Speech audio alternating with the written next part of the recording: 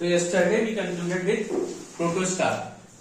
Protostar से हमने बताया था, प्रोटोस्टार्स में क्या हो रहा था, उसके इनर में रिएक्शन होना बंद हो जाएगी, रिएक्शन बंद हो जाएगी, बट उसके आउटर शेल में रिएक्शंस होते रहेंगे, जिसकी वजह से क्या होगा, उसमें इक्विलिब्रियम डिस्टर्ब हो जाएगा।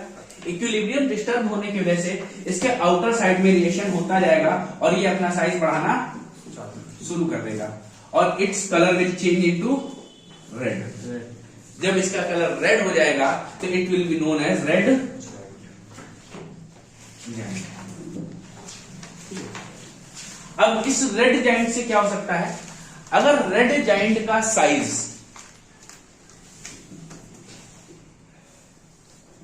स्मॉलर देन सन, सन से क्या हो, छोटा हो, it will convert into white dwarf. या इस रेड जाइंट का साइज लार्जर देन सन हो, it will cause supernova explosion.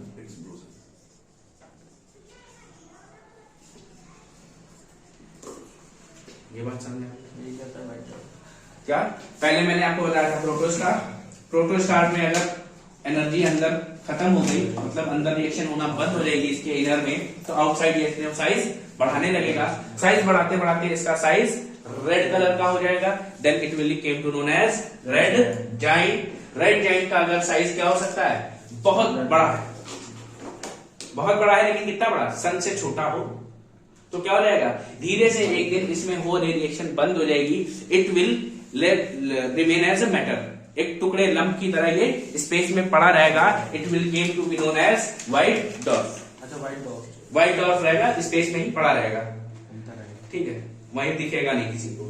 लेकिन अगर क्या हो, ये साइज बहुत बड़ा हो, अच्छा दिखेगा नहीं, रेड जाइंट का साइज बहुत बड़ा हो, मतलब उसमें फ्यूल भी बहुत ज्यादा होगा। अब उस फ्यूल की वजह से क्या होगा, रिएक्शंस लगातार होती रहेंगी और एक दिन इसमें एक बहुत बड़ा एक्सप्लोजन हो जाएगा, that will be known as supernova explosion. अभी समझ में आया? इसी के लिए बताई थी, एक चंद्रशेखर साहब थे, चंद्रशेखर साहब ने एक लिमिट बताई, जिसे कहते हैं हम लोग चंद्रशेखर लिमिट। चंद्रशेखर लिमिट क्या है, चंद्रशेखर लिमिट में बताया गया, if the size of red giant is 1.44 times less than sun, it will be become a white dwarf. अगर रेड जाइंट का साइज क्या है, सूर्य से 1.44 टाइम कम है, तो वो क्या बनेगा, एक व्हाइट डॉर्फ बनेगा।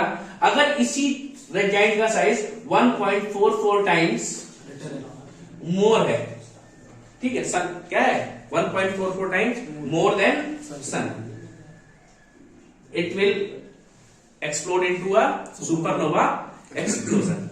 कोई दिक्कत है यहां तक? इस फिगर को बनाओ और लिखते हैं।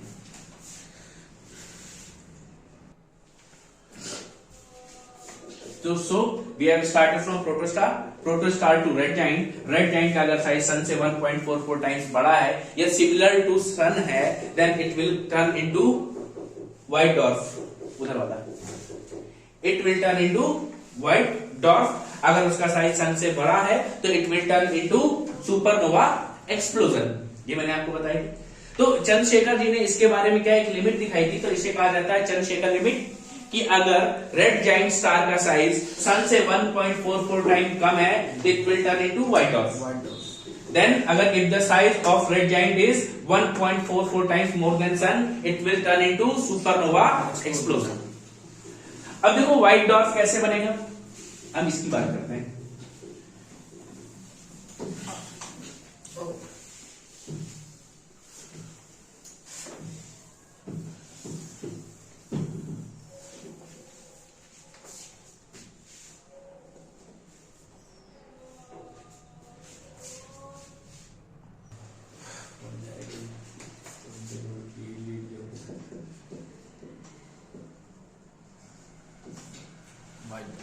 व्हाइट डॉर्फ क्या है? अभी मैंने आपको बताया कि रेड जाइंट के साइज में क्या हुआ, इनर में रिएक्शन बंद हो गई थी, याद है आपको? रेड जाइंट स्टार के अंदर रिएक्शन बंद हो गई थी। रिएक्शन बंद हुई, लेकिन क्या हुआ, अंदर थोड़ी सी हीलियम बची हुई थी, और आउटर में भी रिएक्शन चल रही थी, हो रही थी। तो इसमें जो ग्रेविटेशन की वजह से क्या होगा, हीलियम का कॉन्ट्रैक्शन होगा, कोर में जो हीलियम है इसमें कॉन्ट्रैक्शन होगा। कॉन्ट्रैक्शन होने की वजह से इसका टेम्परेचर क्या होगा, राइज कर जाएगा। टेम्परेचर राइज होगा तो इस हीलियम में होगी क्या, फ्यूजन रिएक्शन। फ्यूजन रिएक्शन होने के बाद जब पूरा का पूरा हीलियम किसमें चेंज हो जाए, कार्बन। जैसे ही पूरा हीलियम कार्बन में चेंज हो जाएगा तो क्या हो जाएगा, यहां पे रिएक्शन होना स्टॉप हो जाएगी। रिएक्शन क्या हो जाएगी, स्टॉप हो जाएगी। अब ये क्या बचेगा, ये सिर्फ एक मैटर का लंप बचेगा।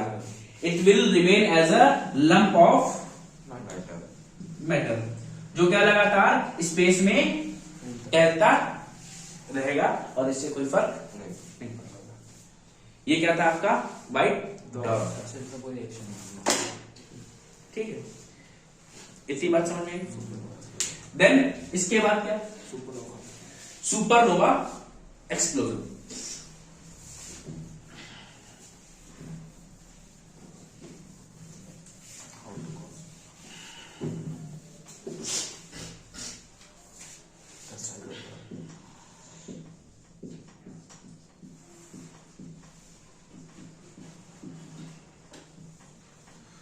Supernova explosion.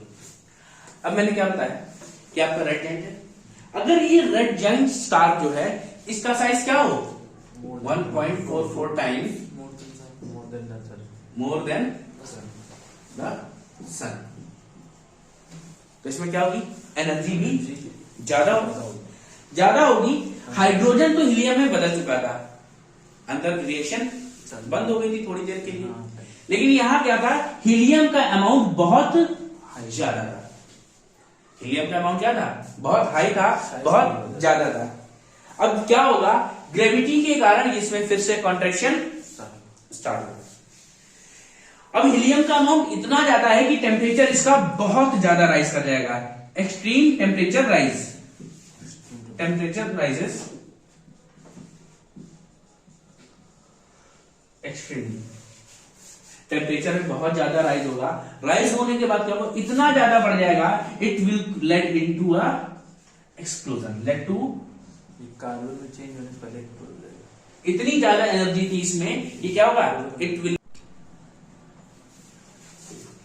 क्योंकि मैंने बताया था टेम्परेचर राइजेस एक्सट्रीमली, और क्या होगा, टेम्परेचर इतना ज्यादा हो जाता है कि इसमें एक्सप्लोजन होगा। इतनी एनर्जी थी कि ये दोबारा फट जाएगा, और फटने में इसको हम लोग क्या कहा, सुपरनोवा एक्सप्लोजन कहा। और सुपरनोवा एक्सप्लोजन में इतनी एनर्जी निकलती है जितनी कि एक सन 100 साल में एनर्जी एमिट करता है। The energy emitted by supernova explosion is equals to energy emitted by sun in 100 years. Then अब इस सुपरनोवा एक्सप्लोजन के बाद हमें क्या क्या मिल सकता है, it can be a neutron star, it can be a black whole, nebula, nebula में गैलेक्सी, स्टार, प्लैनेट, से कुछ भी बन सकता है। ये बात समझ में आ गई। देन इसके आगे अब हमने किसकी बात की है, neutron star.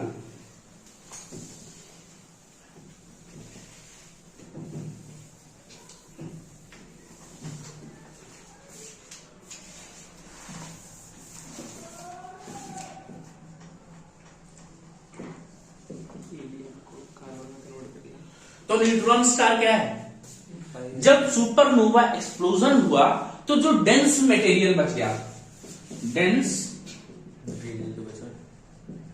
Material after supernova explosion क्या कर लेता है, स्टार्ट्स कॉन्ट्रैक्टिंग, क्या हो जाएगा, खुद कॉन्ट्रैक्ट होने लगेगा, एंड क्या हो जाता है, कन्वर्ट्स इनटू न्यूट्रॉन स्टार। और ये जो सुपरनोवा स्टार है ये क्या करता है, रिलीजेस या emits radio waves known as Pulsar.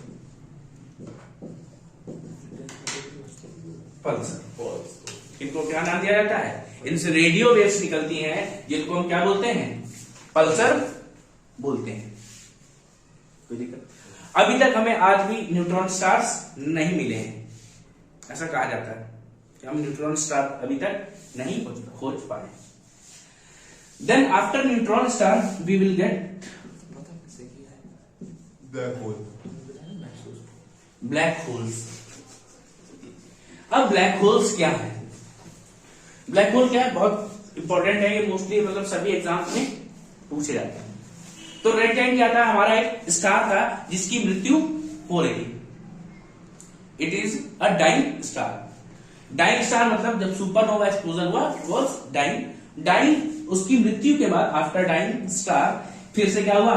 Dense matter started to collect. But इस टाइम जो मैटर कलेक्ट होगा उसका अमाउंट क्या होगा? बहुत ज्यादा होगा। Comparative to neutron star the matter is too much. इतना ज्यादा है, उसमें जब कलेक्ट होना स्टार्ट होगा या कॉन्ट्रैक्टिंग स्टार्ट होगा, it will have large gravitational force. क्या होगा इसमें? लार्ज ग्रेविटेशनल फोर्स होगा। और ग्रेविटेशन फोर्स थोड़ा बहुत नहीं, इतना ज्यादा है कि इससे लाइट भी पास नहीं हो पाती है। और जो ब्लैक होल्स होते हैं हमें कहीं भी दिखाई नहीं देते हैं। तो हम कहेंगे कि ब्लैक होल्स हमें पता है, ठीक है? तो क्या black holes are too large bodies that will not allow to pass light through it. ये बात समझ में आ गई? ठीक है। और क्या है, इनकी लोकेशन कैसे पता चलती है? अब आप क्या देखेंगे? अब आप देखेंगे कभी कभी कोई स्टार स्पिन कर रहा होगा। स्पिन करते करते वो राउंड स्पिन क्यों कर रहा है? Because it was attracted by gravitational force of a black whole. वो अकेला स्पिन करता है, उसके चारों तरफ तुम्हें और कोई स्टार नहीं दिखाई देगा। तो हमें इस ऐसे पता चल जाता है क्या है, वहां पे ब्लैक होल है। समझ लो कि भाई कोई स्टार है, वो लगातार ऐसे चक्कर काट रहा है, मतलब क्या है, वो बीच में सेंटर में क्या है, वहां ब्लैक होल है, जिससे क्या हो रहा है, वो अट्रैक्ट हो रहा है। वो अकेला ही दिखाई देगा, वरना और भी स्टार हो सकते थे ना उसके साथ। ये बात समझ में आ गई? ब्लैक होल चला गया, ठीक है। और क्या ये भी माना जाता है कि हमारी जो गैलेक्सीज हैं, जनरली सभी गैलेक्सी के बीच में क्या है, एक ब्लैक होल है। Generally there is a black hole in the centre of our galaxy, जो क्या कर रहा है, पूरी गैलेक्सी और प्लैनेट्स को होल्ड किए है अपनी पोजीशन में बाय इट्स ग्रेविटेशनल फोर्स। भाई ब्लैक होल है तो उसकी बहुत ज्यादा एनर्जी है, उसमें इतनी एनर्जी है कि जितने भी प्लैनेट्स है उनको उसने होल्ड करके रखा हुआ है अंदर की तरफ। ठीक है, ठीक है। और बाहर निकलने की उनमें टेंडेंसी है। बाहर निकलने की टेंडेंसी क्या होती है, सेंट्रीफ्यूगल फोर्स। भाई they are revolving in elliptical path, they will have a centrifugal force by which they can move out. लेकिन बात क्यों नहीं जा रहे हैं, because there is a gravitational force. ये बात समझ में आई? तो यहां तक हम लोगों ने कर लिया है।